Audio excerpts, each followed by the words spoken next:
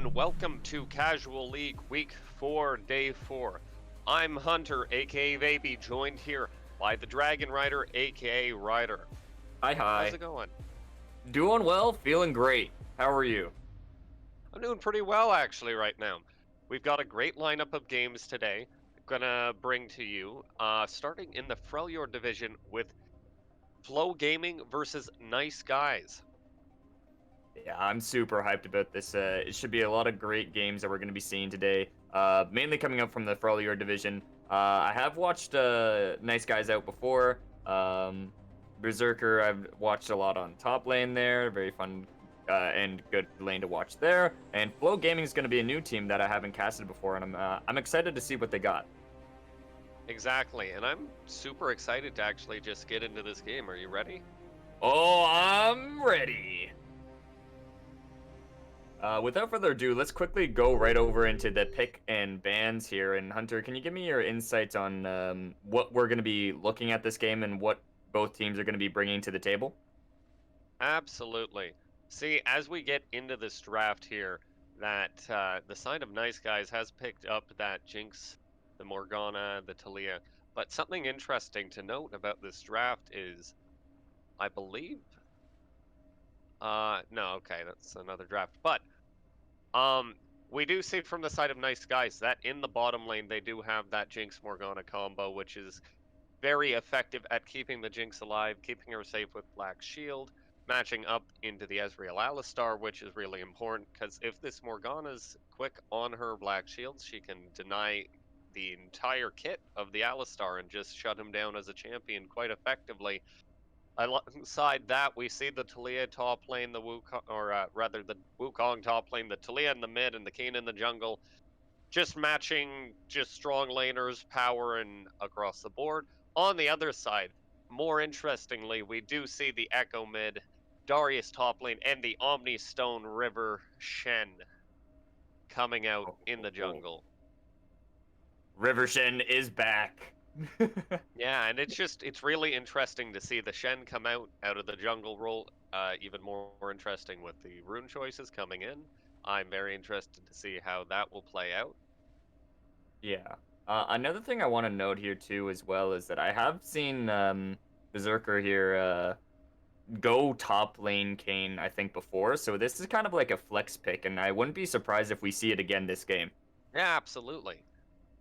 That's definitely something to note because yeah, we have seen lots of Wukong jungle as well, and Berserker on the top Kayn can definitely come out. Yes.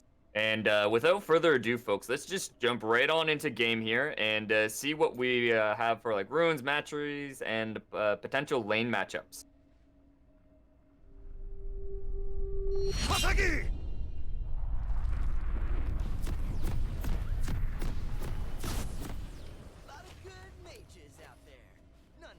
And as we get into game, we see, just as Ryder had mentioned, it is the Kayn in the top lane matching up against this Darius.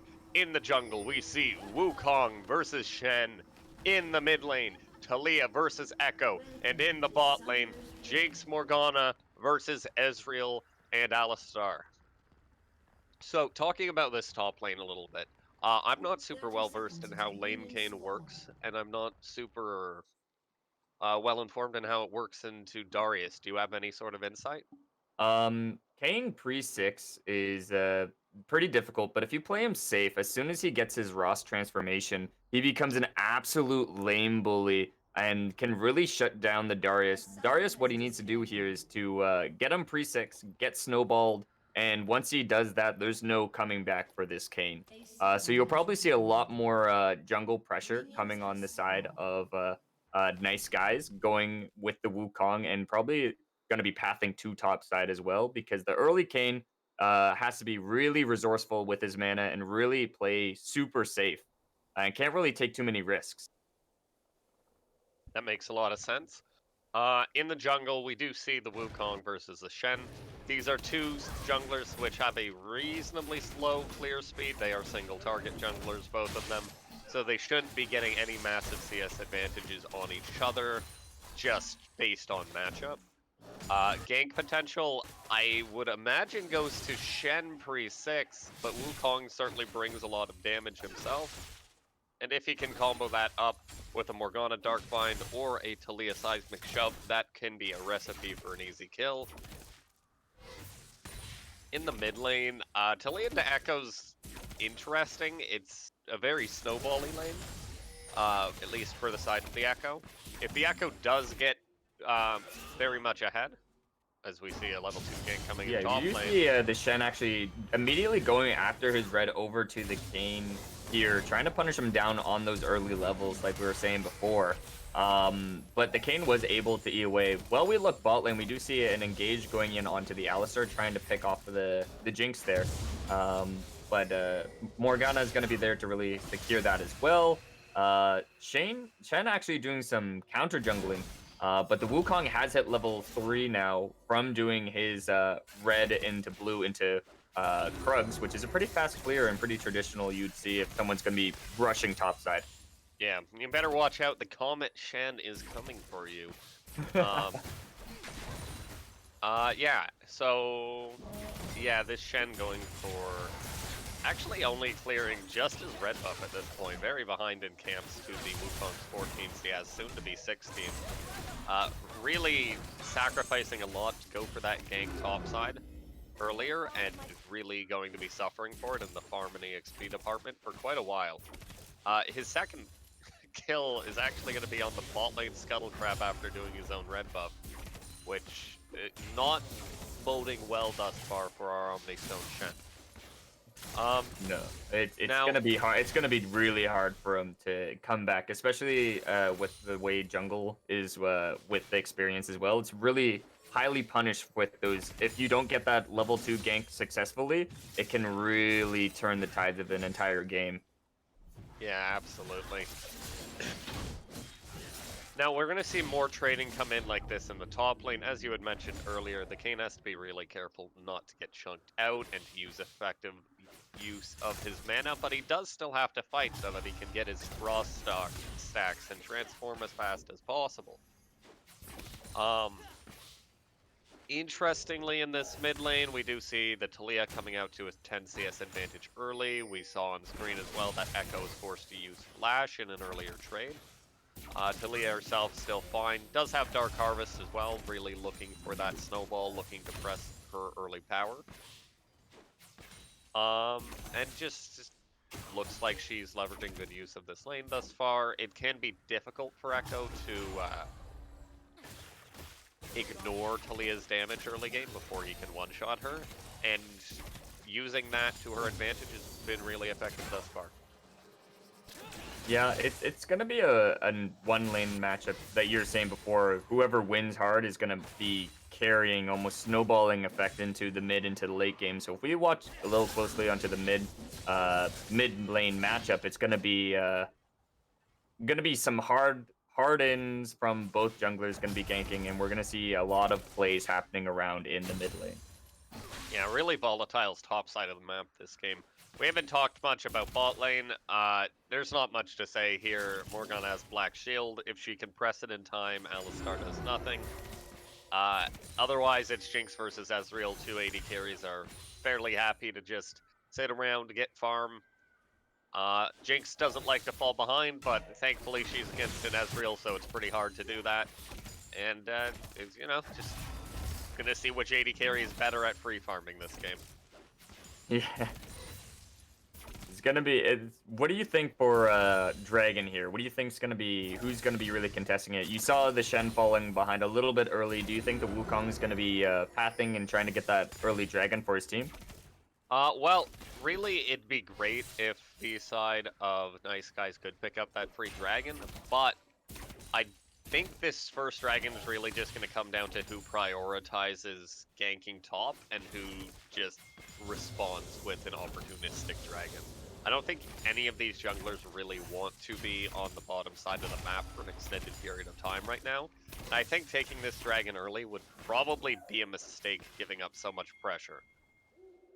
Yeah, you do see, I believe Shen's actually pinging the Dragon, saying that he wants to go for it. So we might even see the Flow Gaming picking up the early dragon into a potential gank immediately after.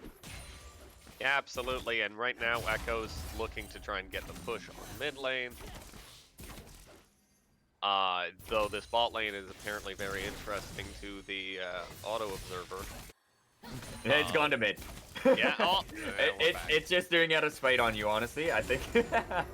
Yeah, it's listening to me, and, you know, I guess that's very nice. We do see Darius as well has rotated down to the bot lane. They are going to pick up this first dragon uncontested to the side of Flow Gaming. And this is one way you can actually do it without taking... Oh, nice combo coming in from Alistar onto the Taliyah. Does get the stun off. Here is Darius on the bot side. Taliyah actually flashing. Echo eating over to the wall there, pressing his Q down and getting first blood for the side of Flow Gaming on Echo. Man, that's just a great turn coming out of that Alistar, finding the pick onto the Taliyah. Darius still sitting around there, still able to help out, picks up the kill with the help of the Echo. And Darius, not even blowing his teleport to come back top lane, decides that he would rather walk. Plate does go over to the Kayn, as well as a pretty nice CS and gold advantage, but it should close fairly quickly. Yeah, I do like how the Kayn's been playing super safe, like we were saying before, and just like keeping up with CS onto the Darius with the amount of pressure and the kill potential that he has. Yeah, I think actually an interesting thing. We see the pickaxe coming out of the Kayn. I'd imagine that's getting turned into a first item death stance. Yeah, you do see some nice trading here in the mid lane. The Wukong has showed up, did flash ult, and Kayn actually rotating down as well, picking up some extra little blood stacks for Ross there. I'm not sure if we're able to see the Kayn to Ross transformation progress on the caster screen here. I'm gonna see if I can... I don't know how to, personally. Yeah, I have never seen it myself, but if we're able to figure it out, we are. Otherwise, we do see just... Alright, this is going to be a slow game, and I'll be honest. For now, it looks like on the bot side of the map, very little to nothing is going to occur, as it should. Very normal, traditional way that this bot lane's going to play out. Mid lane's just a lot of trading. So we see more of it coming in now. Big chunk going down on Taliyah. Ooh, is she gonna get caught by the E? She does get out of that E there. And good trades back and forth mid lane. Either one of them can really take the kill there. Yeah, the parallel convergence missing ensures that Taliyah is going to get out safe. She still has access to heal, so should it be necessary, she can use that summoner spell and keep herself safe. We see more trading going down in the bot lane, of course. Echo does posture down, seeing if he can find a gank, but walks over pink ward in the process. Clearing out Dragon Pit now I believe. Taliyah, however, matching on the roam, and both Shen and Wukong hovering bot side of the map. Shen with his ulti available.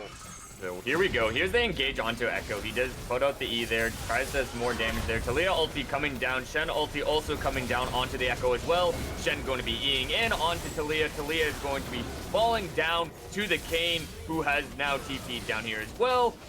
Then the Darius also in return has shown up here. We see Wukong onto Shen, onto the Alistar. Alistar going on to the Jinx.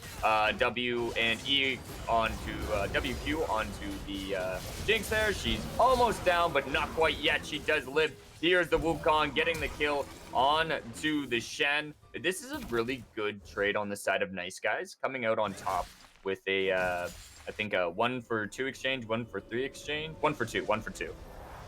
Yeah, that fight reminded me of a very an old bot lane meme where everyone just teleports bot lane immediately. Everyone goes all in on the AD carries. That's a 5 versus 5 coming in the bot lane at 10.5 minutes. Absolutely absurd.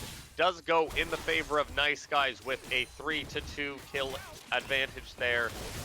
And both the mid does fall here on a 1v1 with Taliyah. That's going to be really nice for Taliyah, and she's might going to use this as a snowballing effect as well. Yeah, absolutely. Actually, the fight there didn't seem to go too advantage to either side either, even though the one kill does go to the side of Nice Guys. We see more fighting going on bot lane, but nothing should come of it. Even though the kill advantage did go there, the waves didn't really crash on either side. It looked like they were more or less reset, and no one lost a huge amount of gold re-XP. Yeah. And right now, you're just seeing the huge effect from Kane there. You saw that trade go down. He is Ross now, so he's going to be a big threat in this game and could potentially get a bunch of kills off of this as well. And you do see the Kane getting that solo killed onto the Darius. It's going to be like that for the whole part of this game. And it's only going to get worse the more tanky he goes. Yeah, exactly. And if we have to talk about one of the advantages that might have really come out of that bot lane fight, it's that this Kane got free stacks, but... You see an Echo engage. Here comes Kane onto the Echo. He is going to be ulting back in. Kane ulti in response. The Echo is going to go onto the Talia. Is it going to be enough? Talia picking up the kill and getting another Dark Harvest stack as well. Yeah, we actually see that the Talia herself does have the Megatron orb? No, Megatron Cloak? Nope. It's that rune that gives you a magic damage shield if you get low. Nullifying orb. There we go. Nullifying orb. I'm not a smart human being, and it's... I mean, I know what time it actually is, but it's too early in the morning for this.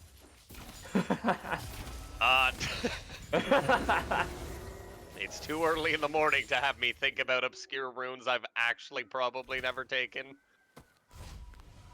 Because everyone takes mana flow band. That said, memes aside, we do see the Kane coming out to quite a large advantage in the top lane. 204 now on the pick with a nearly 20 CS advantage coming in. It's going to be really hard. Like this itemization on Kane here. Can you talk about that for me, Hunters? Just seeing how the extra mana and everything's going to really help him out. Well, yeah. Manamune into Muramana is one of the most raw, as far as raw damage is concerned, is the most gold efficient, gold to damage efficient item in League of Legends. But and it gives you free mana, so it means the Kane's never going to run I feel like Kane's going to be hurting for actual tank stats with this itemization, and he's going to be very vulnerable to dying if he doesn't just essentially get the item for free thanks to the advantage he takes off of it. He's on his way right now. We see more fighting going on, though. Yeah, a lot of back and forth here. We do see the Wukong getting that double ulti and then knocking the kill down onto the Darius. The Kane is going to be rotating onto the Shen here as well. And this could be another pickup for Talia. Talia gets a good double kill here and coming really out on top. Just with their lane pressure and roaming. Yeah, and at this point, Nice Guys really are starting to pull ahead. The 9-3 kill advantage of the 3k gold lead coming into the 15-minute point. Dragons are 1-1, and being on an Ocean Rift, we could look at a soul this game, but this game could just be closed out before that becomes an issue at this point.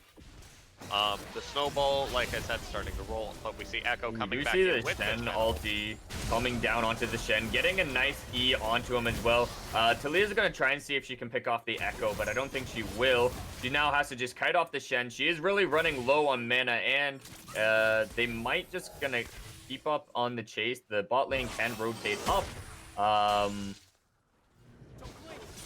Yeah, and we just see... He's just going to be running into the jungle, actually. Flash in from Kane, going to be picking up the Echo. But you see the hunt on for Talia is going to be a little bit interesting. She's going to be ulting back over to the Kane there, and she gets out without being killed, which is huge for her. Yeah, interestingly enough, though, I wonder if... see more fighting coming on down. Nice flash coming out from the Jinx there, and getting a lot more damage onto the Alistar. He does tank up the turret a little bit and is now back at a half health. And Morgana coming back into lane should help Jinx stay in lane for a little bit longer. We will see if the Alistar and Ezreal are going to try and contest onto them. No, everyone's just going to do a nice reset there. And we're going to see probably a little bit more, some trading, typical trading that you're going to see back and forth from the Darius and Kane. And then you're going to see a lot of farming and kind of like a big reset before this next dragon fight. Yeah, so the interesting thing with the Talia there is I actually wonder if it's better to save your ulti cooldown and just kill yourself to a turret, if that is possible. Obviously, if you don't know where everyone on the enemy team is, then you shouldn't go for that.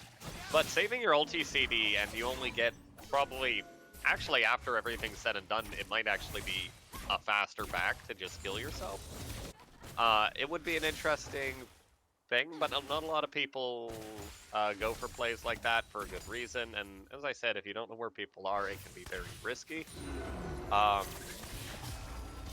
Aside from that, now we do see the Kane continuing to snowball. He was mid lane, mostly covering the lane for the Talia, roaming to make sure that she can be protected when she ulties out of that jungle. Just clearing top lane really effectively against the Darius. Up 20 CS, 3-0-4 now. In the mid lane, we also see the Talia sitting pretty. Currently has 9 Dark Harvest stacks on top of that Nullifying Orb, and just doing some good stuff. We do see both teams starting to posture around this dragon though. Kane in base, but with teleport if needed. Bot lane's in danger here. But they do have Wukong. They're going to go for an engage. Kane's going to be TPing in. Shen's going to get knocked up by the first knockup from the Wukong. He does get the Darius in the second knockup. He's going to keep going on to the Shen. Shen does fall. Darius getting a nice dunk on to the Wukong. The Kane is going to go into Darius and out of Darius, and then we're going to see another fight going down in the river here. We're going to see a double knockup from Kane. Jinx is going to be popping off with more kills. She gets a kill on Ezreal. Now she's going to be focusing down on to the Alistar, which is now picked up by the Kane as well. And big fight again coming out on the side of Gneiss guys. They get a 4 for 2 exchange and potentially a turret into a dragon here. Yeah, and this Jinx really, now she's ahead too. Everyone on the side of Gneiss guys has pulled ahead thus far. We see that emblematic in this 5k gold advantage that they've got for themselves, looking to pick up this dragon as well for free. Wukong respawning and coming from base. 3 kills there did go over to the side of Flow Gaming, so it's not that bad of a lost team fight. But more kills going over to these hyper carries, these super strong team fight picks of the Kane and the Jinx on the side of Gneiss guys is just going to be more of a problem coming out for Flow Gaming. And what are you to do at this point with this team comp? The Ezreal isn't quite online yet, still working on his Trinity Force. The Echo is too far behind. He's not quite able to one-shot people. His itemization's not fully there yet. Shen is Shen jungle. He'll certainly be able to split push and whatnot going into this late game at the very least. I'm not sure if he'll even be able to do it in the mid game. But is that really going to be enough for Flow Gaming? They're not. I don't know if he's going to be able to match the. We do see a flash coming out from Morgana. She is going to get collapsed down onto the Ezreal and Alistar. She's going to go back to her Jinx there and do another reset.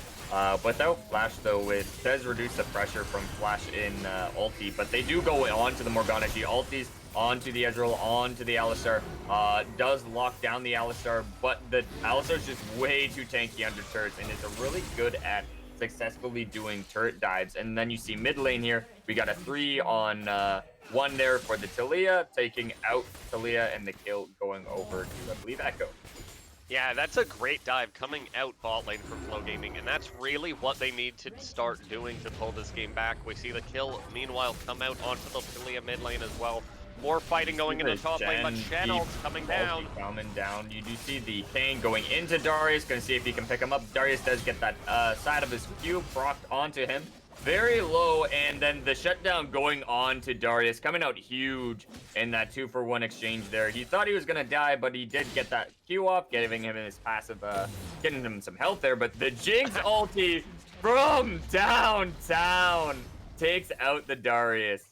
Yeah, I wasn't ready for that Jinx ulti, but this really, in Darius's unfortunate death there aside, this is exactly what you need to see on the side of Flow Gaming to pull this game back. That's 4 kills going down across the map, multiple shutdowns going down onto every carry across the map. Echo now picking up that kill. Echo, Ezreal with the double kill, and Darius with the 850 gold shutdown onto that Kane. Seeing the Shen going in onto the Wukong, but I think the side of Nice Guys are just going to be backing off a little bit here. Don't really want to take a full fight unless Kane's going to be joining them. We have Dragon coming up in about 2 minutes here, so I feel like both teams are just going to go back to doing that reset and then waiting for the next major objective. You really see a lot of high action gameplay right before the next Dragon and right before anything that they want to get. Yeah, absolutely. The as you mentioned, looking to fight around objectives, posturing around this mid lane, looking for control around both sides of the river so that they can be ready for this dragon when it spawns in 2 minutes. They can control Baron, make sure that doesn't go down. And now that you've given these kills over to the side of Flow Gaming, they are in a power spike. The Ezreal's completed his Triforce, completed his Minamune. It's in their Muramana now. Kane still waiting on his transformation. 650 stacks there, so not too far away, but hasn't hit that power spike yet. And we see just posturing NA ramming, actually, really, just coming out for both teams here. Yeah. But the poke advantage is going to be on the side of the Ezreal here, with no one really to match him. Just means that the side of Nice Guys are getting chunked out repeatedly. And they're not going to be able to take team fights like this. They're not able to leverage their super powerful Kane like this. Ooh, a nice double knockup from the Alistar. Does get a nice engage onto the Talia there, getting that knocked out. Wukong's going down. You do see the Kane going in, trying to do as much damage as possible. Is going to be shut down by the Alistar there. And here we go, as the Morgana and the Jinx are both alive, but it is far too little too late. As you're saying, the Ezreal there with the nice poke can really come out huge in these team fights. And these team fights you do not want to be getting engaged on as Nice Guys. They got this Kane Wukong comp where you're really looking to get the jump on people. You're looking to get these engaged. You're looking to get these wombo combos with these knockups into perhaps just a pick from the Talia or the Morgana bind, or just straight up knocking them up. Jinx is going to come in with her rockets and blow everyone up at once. But if you're not engaging onto these people, if you're not engaging onto Flow Gaming, you're going to be... You see the Kane immediately going in, run over, trying to get the flank on them behind the scenes there, but he is very tanky with that heals that he can obtain. His team is now back and are ready to potentially go in for a fight there. They haven't really gone into a huge reset with the kills that just happened. Kane getting a huge shutdown onto the Ezreal. He is still on all 3 other members of the side of Flow Gaming, and Talia is going to be ulting the Alistar in. They're going to be going on to Shen. Nice Q from Morgana, and then you see the pickup all as well from the Wukong onto the Darius. This will be a nice dragon for the side of Nice Guys. Yeah, and that's just an overexertion coming out of the side of Flow Gaming there. Ezreal dies at the end there. No mana in his mana pool, no ability to fight back. Eing over the wall accidentally into the Kane. Well, accidentally, but rather not knowing the Kane was there, gets snuked by him. But that's this is the risk you run when you stay that long with so much gold in inventory after these last team fights. Not being able to spend that going for the greedy dragon. They get the fight picked onto them from the side of Nice Guys. They die, all of them, 4 of them going down. Now Baron is on the menu for the side of Nice Guys, and I'm not sure if they can stop it. Wait a minute. Oh, there it is! There it is, the Ezreal! I saw the Ezreal ult up, and I was like, is it... He did smite, he smited the dragon. I'm not sure if he has smite here, and I was like, he's gonna do it. He's gonna do it, and then he did it. I was like, oh my word! He did it! The steal, yeah, coming out onto the Ezreal there with the brilliant WR combo. Massive amount of burst damage. Killed it from what looked like to me nearly 950 damage in 1 frame. And even if there was smite available, I don't think there's a way you can actually stop that there. That's just okay. So gold is even again. There is Yeah, the Ocean Soul point coming up in 4 minutes for the side of Nice Guys, which is going to be very relevant if they are able to pick it up. How to think about this game? I think teamfight advantage is probably going to come out for the side of Nice Guys, just compositionally. They do have the Rost, as you had mentioned many times this game. They have a Jinx, they have a Wukong, and Morgana's going to help with peeling any damage off of the Jinx or the Taliyah should they come in. Taliyah is not that great at team fighting, but still does a buttload of damage if she gets the opportunity to. From the side of Flow, they have an okay team fight with if they're able to get in. That's really their concern there, is that they need to get the Darius, the Shen, and the Echo onto priority targets. Echo's not too bad at that, but Shen and Darius can have some difficulty, so I expect to see the Shen ulti probably coming down on the Echo when he's diving the backline. But that means that whoever's getting hit by Taliyah is not going to be protected, and it's going to be very difficult. Alistar probably has to look for some flanks too to get onto this Jinx, onto this Taliyah, so long as the black shields are on point. And it's going to be much more difficult to execute from the side of Flow Gaming than it is for Nice Guys. And then we do see an engage going down on the side of Nice Guys with the Ross going to be doing the knockup onto the Alistar. But the Ezreal and Echo there are gonna just follow up. Alistar's really tanky. He almost didn't feel like he lost, like didn't lose any health in that. He got engaged on, but still, the Baron buff is additional like damage for the side of Flow Gaming. This is exactly what they want. This is exactly what they need here. Getting those huge team fights and getting those inhibitors opened up for them is going to be super helpful for them going on to the later parts of this game here. You do see that Flow Gaming just saying, we might end this because they might not get another chance without this Baron. They do see the engage going on to Jinx, but she's going to be picking up the Alistar. She might be also picking up the Echo here. She does get the shutdown onto Echo. And they're going to back off here, but they did get a good chunk towards the Nexus here, and that could change how they played out this game. Depending on the next Dragon here is going to be a huge factor in what we're going to see. Yeah, and just overreach after overreach coming from both teams here. This entire play starts with Nice Guys engaging a fight without their Jinx.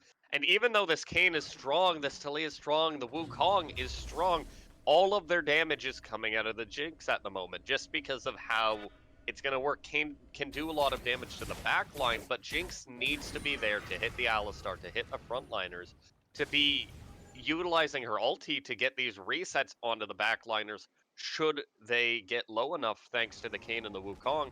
And just no damage follow-up. As you mentioned, the Alistar tanking all of the damage from all three frontliners there.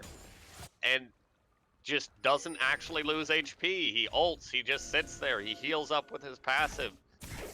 And the Knight's Vow, and the Ezreal is outputting absurd amounts of damage in this team fight, and Darius is like, oh, thank you for walking on top of me. I can now kill all of you. Whoa! Double pull in from the Darius there. That's going to be huge onto the Morgana, but they re-engage from the Wukong. Massive damage.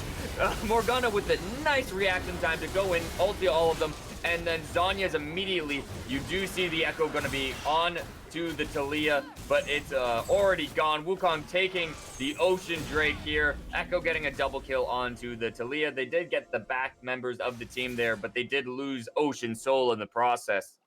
And what an interesting fight that was there, too. The massive double pull coming out of the Darius over the Dragon Wall there, pulling the Morgana and, I believe, the Taliyah into the Dragon Pit there. Taliyah flashes out, but she flashes out into her Jinx on top of a parallel convergence, and then Echo comes in into his W, stunning both of them up, one-shotting the Jinx, but not before the Jinx got 2 kills in the Dragon Pit with her AoE rockets. And these fights going 3 for 3, back and forth, completely nutty, really, on both ends. We do see Nice Guys needing to defend their Nexus turrets, only one remaining at 50% HP, but that shouldn't be too much of a problem. Obviously, if they do lose another fight this game, they will lose. The game will end, and it'll just be walked down by Flo. But this Jinx now nearing her 5th item completion. Same thing coming up top lane for this. Kayn really looking strong on both ends here. And they should have the tools that they need to win these team fights so long as the Jinx doesn't get caught. But that can be really hard now, honestly. This Echo's super strong. He's capable of one-shotting you, as we saw earlier. And then there's just Shen ultis and Alistar's and Ezreal's skill shots coming in from every which way, and you gotta be really, really careful as this Jinx. There we go again. We do see the parallel convergence going down onto the Wukong. Immediate Zanyas from the Echoes there. They're going to be engaging onto Wukong. Wukong getting a nice double knock up there. Darius actually ulting the clone and won't be getting his passive off of that. You do see the Ezreal taking down the Kayn. We're going to be watching to see if the Darius is going to be able to grab another pull here, possibly another pick. Alistar getting queued over. You do see the Jinx doing very good damage. Wukong going in for another re-engage and taking out Alistar. Jinx getting a nice W off of there, getting her... very great job on the Jinx with the ulti. And Talia zoning down the Darius as well. Morgana flashing, trying to get the Q onto Ezreal, and that's going to be a Baron on the side of Nice Guys. Big win on their part there. Really good at securing the Jinx and making sure that she's safe during all of this, and really being able to seeing who they need to target in teamfights. Yeah, just a nice, slow-paced bit of cleanup coming up on the back end, but we'll see if Dark Binding hitting onto the Ezreal. It was close. It was very close. Now, Echo actually going over into the pit as well, immediately shutting down the Morgana, but you do see Talia now watching out, Ezreal ulti going down, Jinx picking up the Baron here. Echo is going to be re-engaging, but the Wukong ult is back up and is going to be trying to chunk him down. He doesn't have ulti anymore. Jinx getting another shutdown. She's going to be huge. I forget how many shutdowns she's got in this game, but now she's 9, 2, and 10 and is a monster. Yeah, and that 5th item coming out, looking to see what she's going to build for her last item this game. And this, as you said, this Jinx is absolutely massive going into these team fights. Has the Runaan's, has the Infinity Edge, has the Rapid Fire Cannon, now the Bloodthirster as well. Working on her last item. Kayn should be completing his Spirit Visage very soon. All of these champions are so strong on the side of Nice Guys. And it's just way more challenging for, as I mentioned before, for Flo to play these team fights out. They need to get these flanks off or these picks off onto the carries in the back line. And if they can't do this, the Jinx is just going to do what she's done in all of these fights, and she's going to kill the first person, then she's going to clean up 1 or 2 people after that for free, even if you get a great disengage off. And then you're going to take objectives on the map. We see the Ocean Soul is sitting on the side of Nice Guys, so that doesn't make it any easier, right? The amount of healing that you get out of this Ocean Soul is unreal. And it just makes it so hard to pick off these super annoying tanks in the front line, and this Kayn and this Wukong. With the Death Stance, too, the Ocean Soul essentially counters the Death Stance true damage coming out onto them. So it's almost like they're just taking 20-30% reduced damage on their champions. We will see that Elder is spawning in 1 minute's time, pushing down mid lane. Our Nice Guys looking to take advantage of this Baron. I'm not sure if they'll be able to get the turret. A really good wave clear efforts coming out of the side of Flo, but just, it's so hard to stop these Baron minions with this Jinx behind them, with all the support of her teammates beside her. Yeah, it's going to be really hard to take them out here. They're just going to keep pushing and pushing and pushing, and really going to be potentially even to an end game experience with the Baron buff. They are large and in charge this game.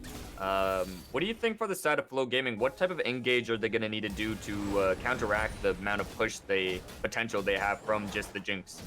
Well, I'm looking at these flanks. They have 2 TPs available. They have an Alistar who I'd really like to see just sitting on the side. This Ezreal is Ooh, massive, they do pull over the Kane. And there's the Shen on the side there, but they're going to be engaging onto the turret. The turret's going to be falling very soon. Turret does fall down there. Alistar's going to be engaging. There goes the Wukong. He's going to go onto the back lines there. We're going to see Alistar going onto the Jinx there, but it's not going to be enough because she is way too protected by her team. And the Wukong on all 4 other members does fall as well, but it's now going to be Jinx on top with the Kane. Jungler for support there. Good for Flow Gaming because there is a major objective happening. But also at the same time, you have to be able to follow up with that Alistar to get onto the Jinx. But with the Wukong, that's almost impossible. Yeah, and that's, I mean, it was a good job by Alistar there to just stall by time. 4 people peeling back to help the Jinx. But that's the Alistar flash down, and that's really important for the engaged prospects of Flow Gaming here. They don't have the parallel convergence coming in on top of the Pulverize. They don't have any way of cleaning up the Jinx, really. Like, she's completely unthreatened there, even if it does take her quite a while to kill the Alistar. After the Pulv ends, she just walks away. She kites him down with the Black Shield on her at that point. There's no ability to follow up, even if the parallel convergence was there. And now we're looking at Echo sitting in base, waiting for a TP opportunity. He's really going to have to make the best of this. See Ezreal, or Echo rather, TPing down into the bot lane, looking for a pick. Does walk past Talia, getting picked out by her. There. And he's chunked down a lot here. He's going to either have to ulti back onto her or fall to the Talia. There goes the Echo. He does get back over the wall to his team here. But that's TP ulti flash down for the Echo. That's one more flanker out of this fight. Not going back to the base yet, just waiting to see if he has to help his team, but he's so low, I don't know what he's going to be able to do.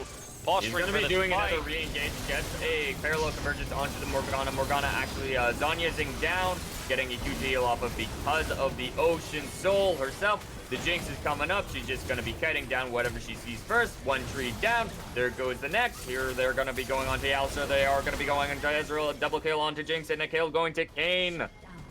Yeah, they're going to be looking for a an inhibitor here. You do see pings coming out. You do see this is going to be the game. Oh, Jinx again. No, up on the side of Flow Gaming. It's 4 versus 0 on the map. Turret's already down, and they got the minion wave coming in. Nice guys are going to take this game 1 on the back of an absolutely colossal Jinx performance coming out of their AD carry player. Yeah, very well done there. Great performance from the Jinx there. Great performance even from the Kane as well. You could see that it was even almost the whole game. It was a constant battle between both teams, kind of saying, okay, we win this, we take this. We win this, we take this. We go over here, we do this. And it was just a constant back and forth, back and forth, back and forth. And then Nice Guys coming out on top just with the Ocean Soul and then taking up those team fights and getting those good team positioning in team fights as well to come out on top this game. Hunter, what's your thoughts and takeaways of the game here, following up with that as well as MVP and Ace? Well, absolutely. We really see what can be potential out of the potential out of good AD carry players without snowballing. Because it's worth noting that nothing happened in the bot lane, for lack of a better word, for the entire early game. I don't think there was a single gank that went down there. There were a couple traded flashes here and there. And then eventually, after laning phase was more or less over, we saw a really nice turret dive come out of the side of Flow Gaming, picking up the double kill. But that is the only event of note that I can remember, at least, that happened in bot lane this game. So no one really leaves that laning phase with a massive advantage. But because the AD carries were diligent in their farming, and diligent in their team fight positioning, we see both of them going absolutely massive in this game. And most of the reason that Flow Gaming loses this game and Nice Guys come out on top comes down to the objective control. Getting the Ocean Soul is obviously a huge boon for team fighting, and the champion picks themselves. Jinx is much more capable of scaling and carrying team fights solo late game than an Ezreal. Ezreal did his darndest to try and do that, but just not quite able to pull it out. The rest of his teammates, their champions themselves, just falling off, just a bit weaker. And Yeah, I mean, MVP and Ace are just written in the scoreboard here, right? So we see the MVP is going to come out, go onto the side of the Jinx for Nice Guys. Absolutely stupendous team fight positioning. Just not getting over aggressive in these team fights, not getting picked off. I think actually the only 2 deaths that came out that game were that turret dive bot lane and the Echo parallel convergence around the Baron pit, or Dragon pit rather, where she just actually died instantly in one shot. And the Ezreal just 11, 4, and 5, doing what he can, trying his best to hard carry his team. Great performances coming out of both of these AD carry players this game, to be certain, though. Very well said. And when we come back, folks, we're going into round 2 of Nice Guys versus Flow Gaming.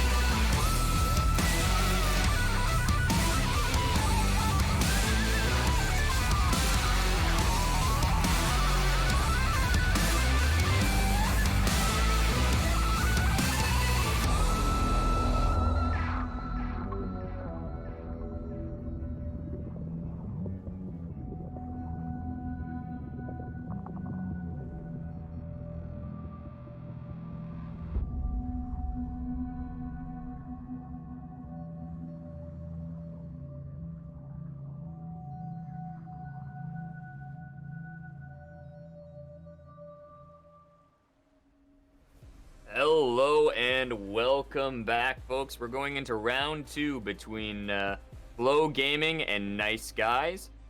Game 1, we did see Jinx pop off and nice team fights and a very even game for most of the game here. Hunter, what do you predict what we will see for our picks and bans this time around, and what do you think is going to be taken away from the side of Nice Guys and from the side of Flow Gaming?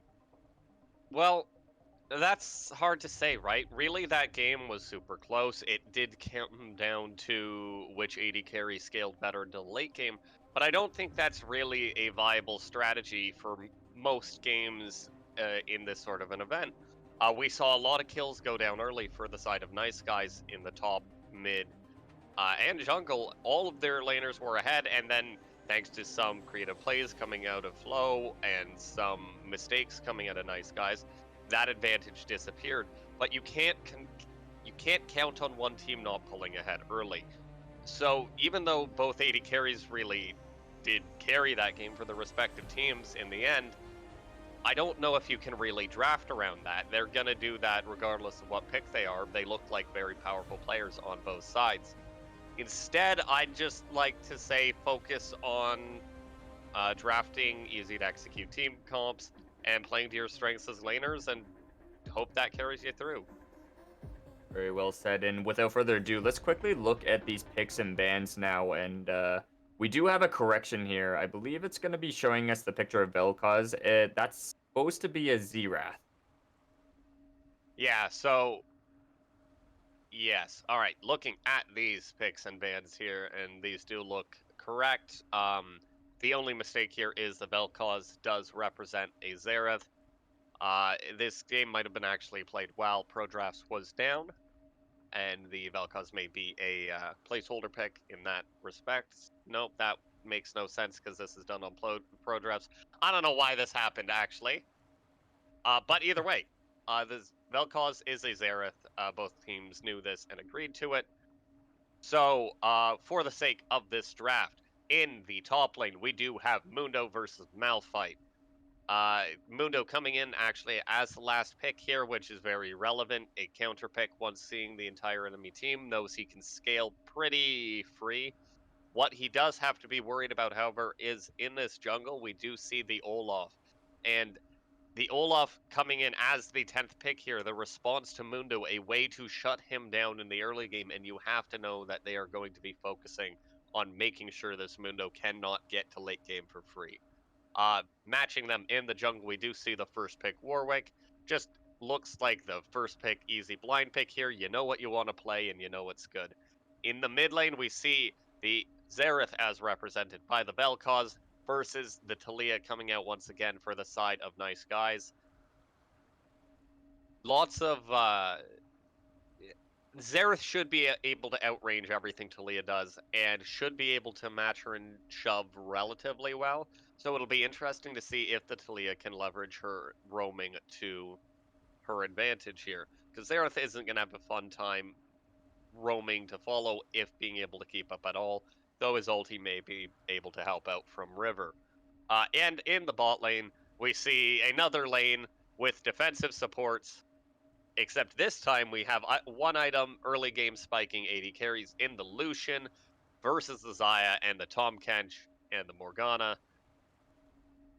I have no idea what to expect from this lane, mostly because both of the supports don't want to fight, and both of the AD carries want to do nothing but fight, so it'll be interesting to see how that plays out. Now, without further ado, I'd like to just roll it into game. Yeah, let's jump right on into this, folks.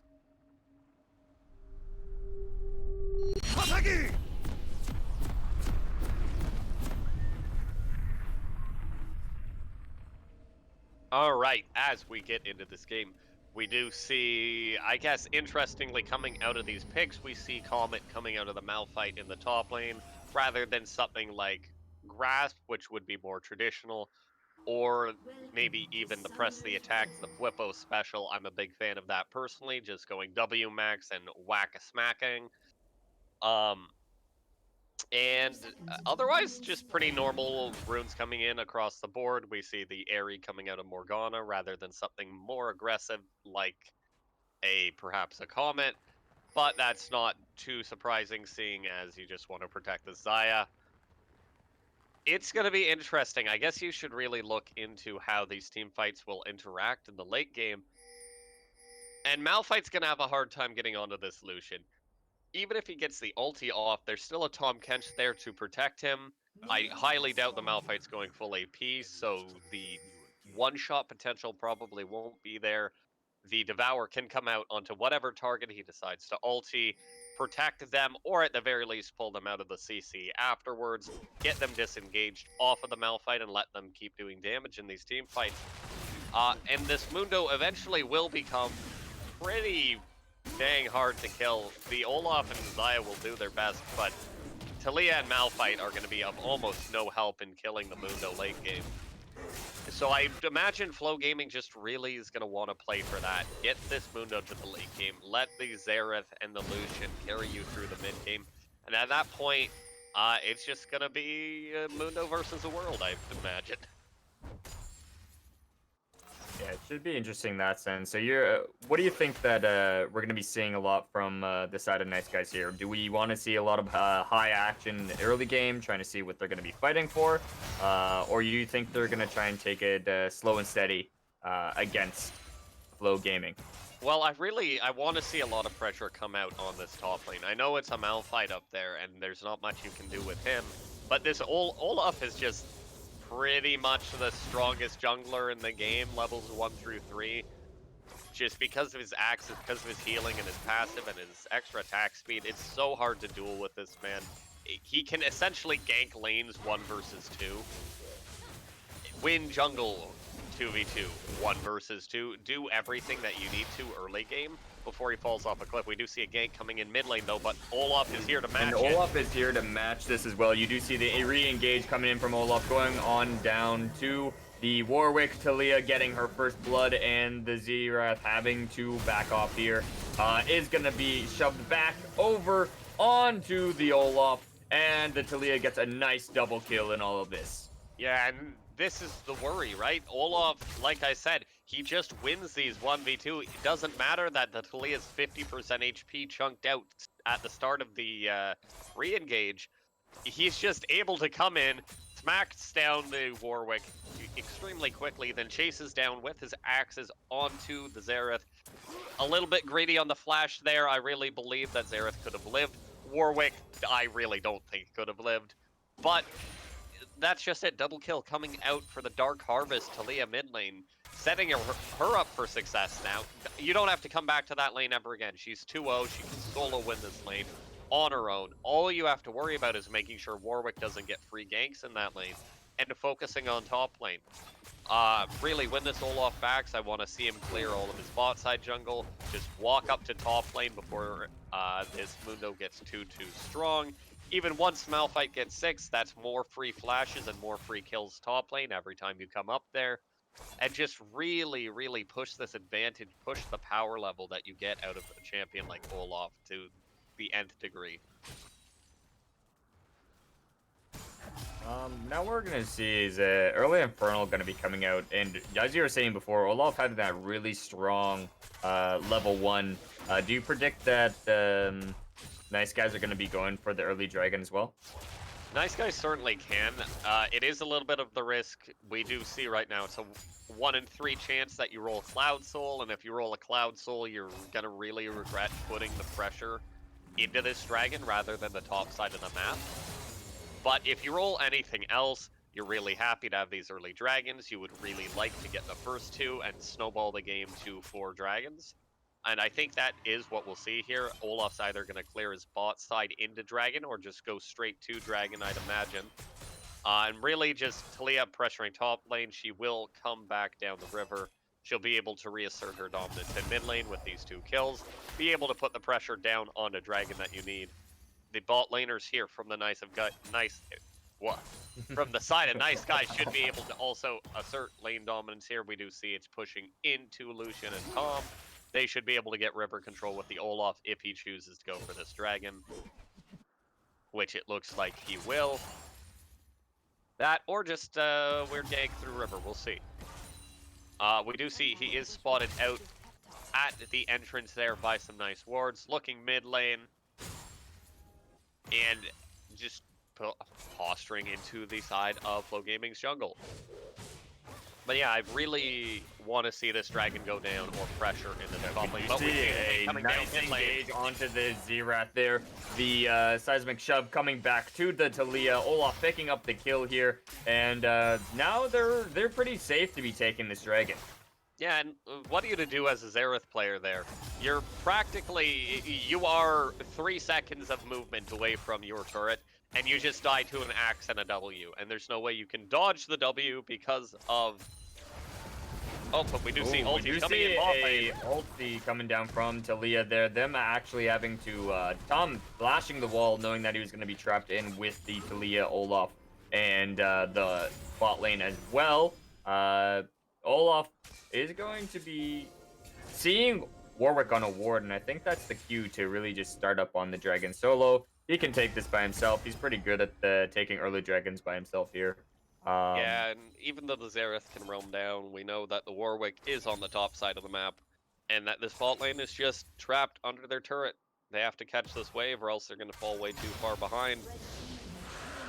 Yeah, and there goes the dragon. Does go down, and mercifully, it is Cloud for the side of Nice Guys.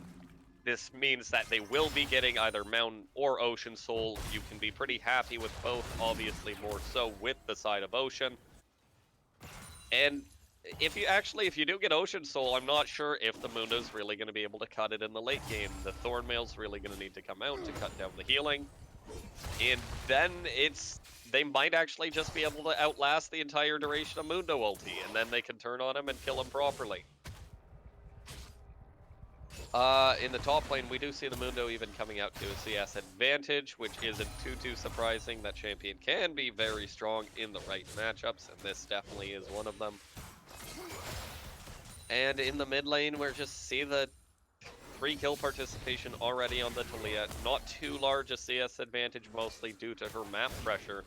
But it's just that she's roamed top lane, she's roamed in the river, and she's roamed bot lane, and the Xerath is still down 10 CS. Bot lane, we see a nice CS advantage coming out for Lucian. He is a bit stronger than the Xayah in the early game, especially 1v1, which is essentially what this lane is. So long as you don't get hit by Dark Binding, this lane is 1v1 with a get-out-of-jail-free card from the Tahm Kench and a nice little lick of tongue, which is significantly more consistent than the Dark Binding itself. Yeah, very interesting on that note there. We're probably going to be seeing a lot more just typical trading, and then we're going to have to really be watching our junglers this time around, seeing where they're going to be pathing to and seeing where they're going to be affecting lanes until the next dragon comes up. Yeah, we do see the Olaf posturing top lane. Malphite has ulti available, looking to blow the Mundo up, or at the very least get his flash. Flash from Mundo. There goes the ulti from the Rock himself. The Conqueror stack's going down onto the Olaf there, but he does have ulti going down. Is it going to be enough to take him out? The Taliyah comes in and picks it up with a nice Q as well. Another kill going towards Taliyah. How do you think this is going to really affect the Taliyah and what they're going to have to do to change this shutdown, or what they're going to do to counteract this heavy burst of damage from Taliyah? Well, it's great that the kills are going on to her. Obviously, you would rather them go onto your AD carry, but none of the kills going on anywhere near bot lane right now. As far as that, like, she is the next best person on the team to be getting these kills. She's going to provide a massive amount of threat onto the Lucian, onto the Xerath. And she does have to flash from this, but the Xerath getting a shutdown, which will help them a massive amount in the mid-game. And possibly into late game here with that extra gold, and this whole laning phase is going to be a little bit easier because it's a... Yeah, the shutdown, as you said, coming down onto the Xerath, but he is walking to this river. They will pick up...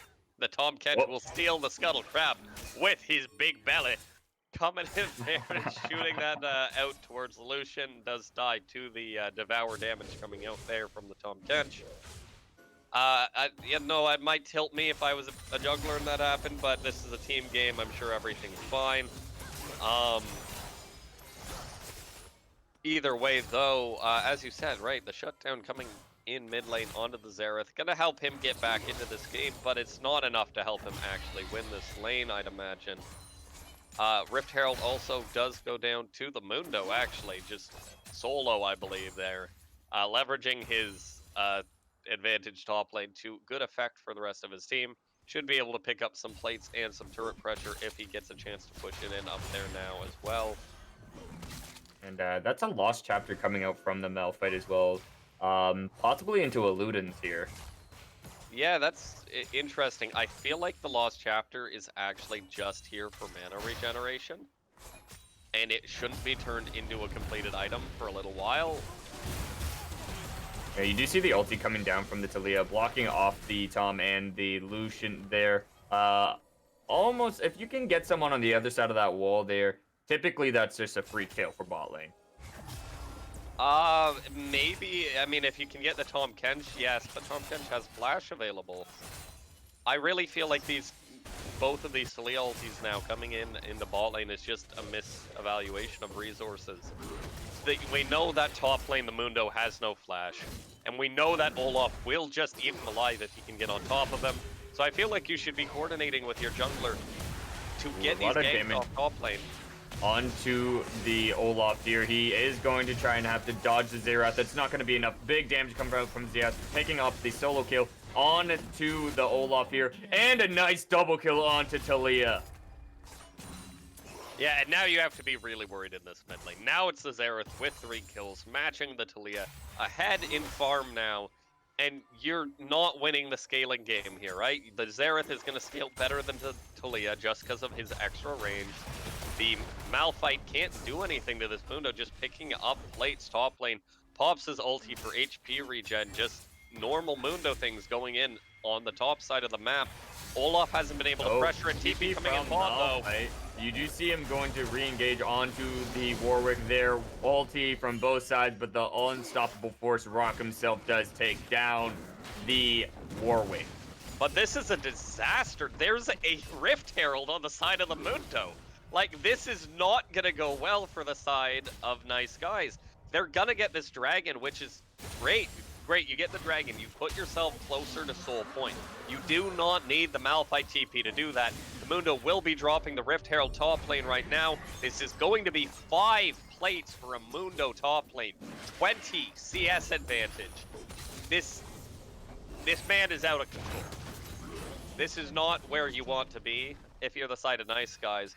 We do see, again, thankfully, Ancient Ocean Soul is everything thus far going as well as they can for the side of Nice Guys on the Dragon RNG. But what are you meant to do? Now that mid lane is losing, the Rift Herald actually going to get another charge off to chunk down the tier 2 turret even farther. This Mundo currently sitting on 2,000 gold. A 1,500 gold advantage over top of this Malphite, and he's 0-1-0.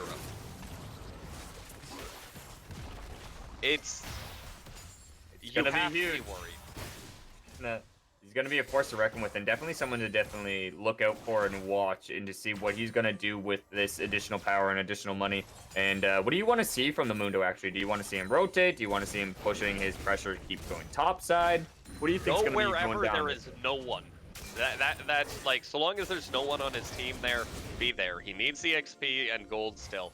But he's, like, if you look at his items right now, he's got the Boots of Swiftness. That's going to help with the, colossally help with the slows coming out of Olaf, coming out of Malphite, the Taliyah slows, and the Morgana ulti slows. And he has already got a bunch of tenacity in his kit from his EWW.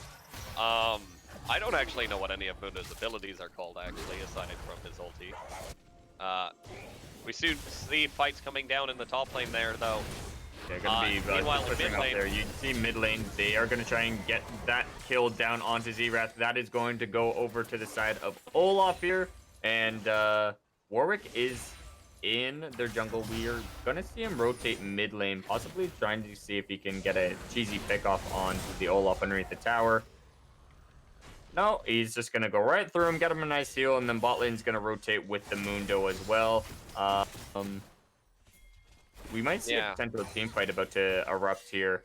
All 5 members are going to be posturing towards mid and are going to be slowly going to be doing what we saw last game and just seeing like just an overall brawl fest in the mid lane. Yeah, and I mean, I don't want to see another NA Ram come out. I really want to see this Mundo just walk back top lane, collect his EXP, collect his wave. If he does this for another 10 minutes, he'll be level 16 and the game will be over. Whoa! Did you do see the Tom Kench ulting in onto the Morgana and then a quick pickup from the Warwick to end her life as well?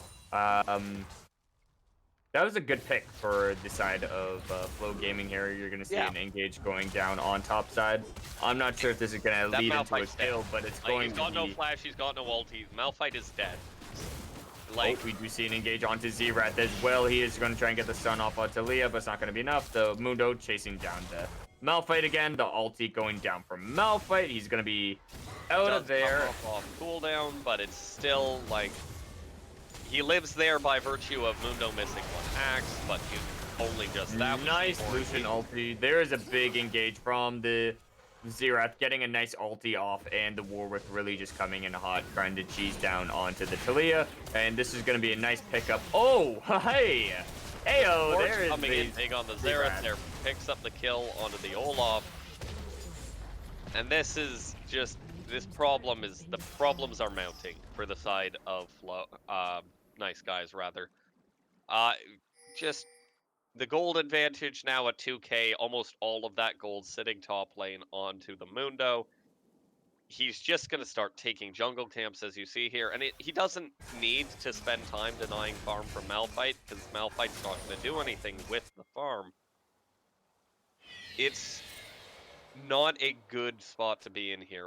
We need to see these Ocean Dragons be going over to Nice Guys. Mundo's not quite ready to team fight yet.